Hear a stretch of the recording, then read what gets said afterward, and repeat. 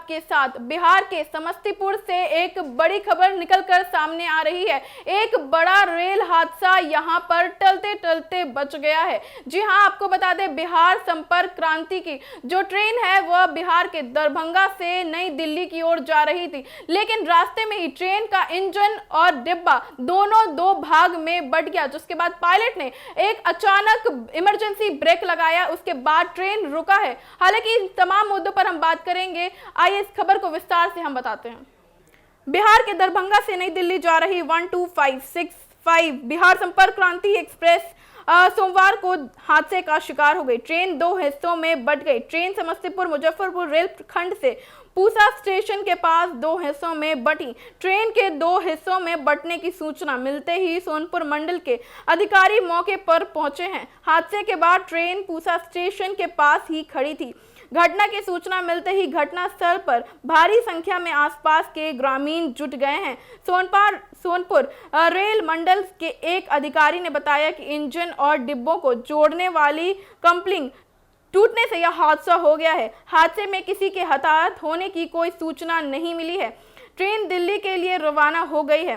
Train के दो हिस्सों में बंटने की सूचना मिलते ही यात्री बेहद घबरा गए।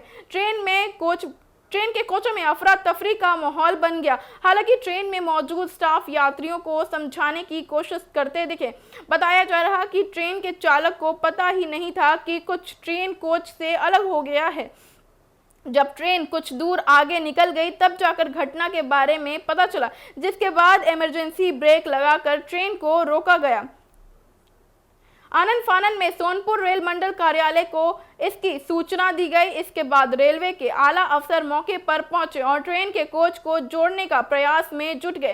साथ ही इस रूट पर आ रही बाकी ट्रेनों को तत्काल रोकने का आदेश दिया गया ताकि किसी हादसे को टाला जा सके। बताया जा रहा कि जब तक यह हादसा हुआ उस वक्त ट्रेन के लगभग सभी कोच में भारी संख्या में यात्री मौजूद थे। हादसे का आभास होते ही कई यात्री ट्रेन कोच से निकलकर पटरियों पर आ गए। गनीमत रही कि इस हादसे में किसी प्रकार के जान माल की हताहत की सूचना नहीं है।